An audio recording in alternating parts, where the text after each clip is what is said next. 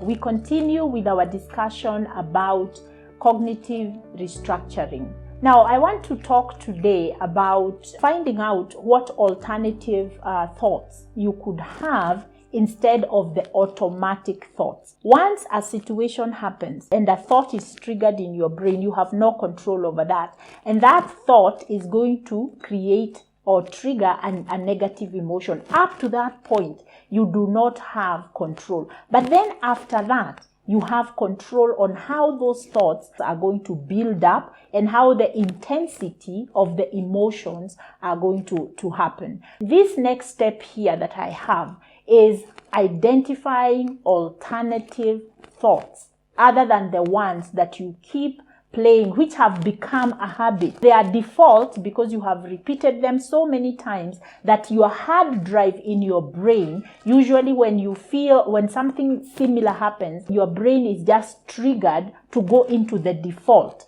That's why I have my hashtag live by design. So we are saying cognitive restructuring is designing how you are going to relate to what happens in the world. Again, I want to say that the automatic negative thoughts, you don't have control over that. But once you are aware and you have felt that something has changed, immediately take charge. That's why we said you need to stop, you need to pause, and just don't go with the flow. Don't go with the default.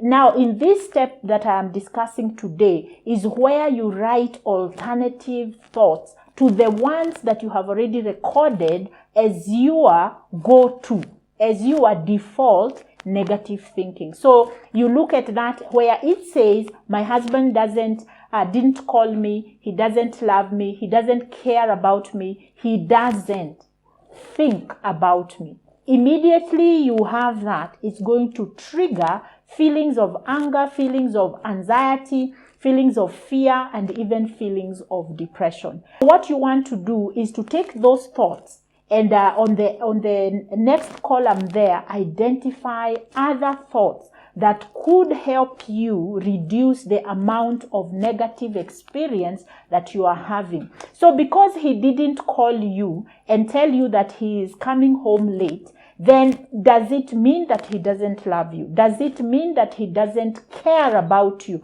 Could there be alternative ways to explain why he didn't call you? So that's what you want to do. So you are identifying alternative thoughts. So it can be something like, instead of magnifying and globalizing and generalizing, where you say to yourself, therefore he doesn't love me, that you might look at it and say, no, that is not an accurate thought. The accurate thought is this, that today my husband did not call me to tell me that he is going to come home late. And then you look for other evidence that tells you that my husband really cares for us and my husband does love me.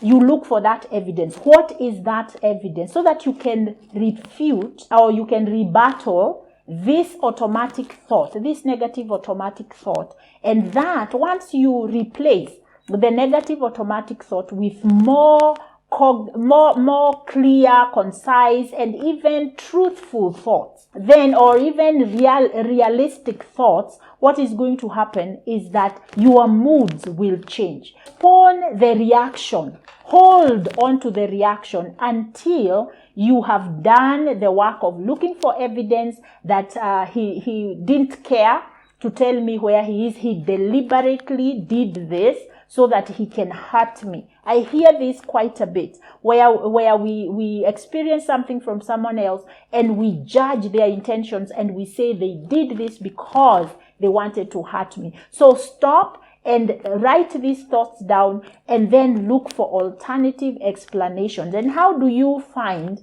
alternative realistic explanations of the behavior? Is by asking questions, communication, clarifying, and seeking to be being curious about why the behavior happened. That in itself is going to move you away. Have you ever had this experience where somebody did something and immediately you concluded Your automatic thoughts kicked in and you concluded why they did it. You concluded or you assumed the intentions of the reason why they did it. And then you have a conversation with them later on and they explain themselves and you feel very stupid because you went with the first thought that came to your mind and you did not take time to evaluate the validity of it, the truthfulness of it, the helpfulness of it, and the facts about that whole situation. Once we do that, we will find that our relationships will be much better.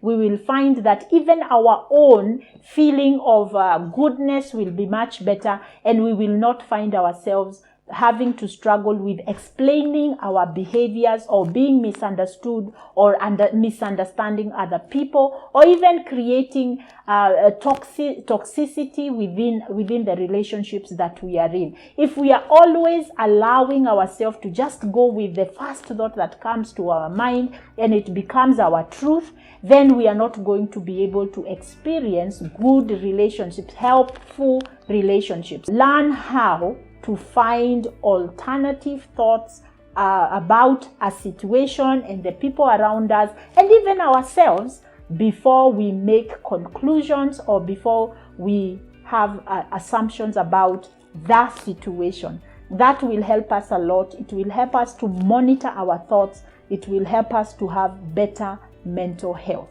So until I see you guys next time, may you continue to live by design. Subscribe to my channel. Share it with your friends if you're finding it helpful, and tell them what great content that I have on my YouTube channel. There is a number there that you can call me for personal help, and also you can reach out through my website. I will be glad to help you with your mental health and your relationship.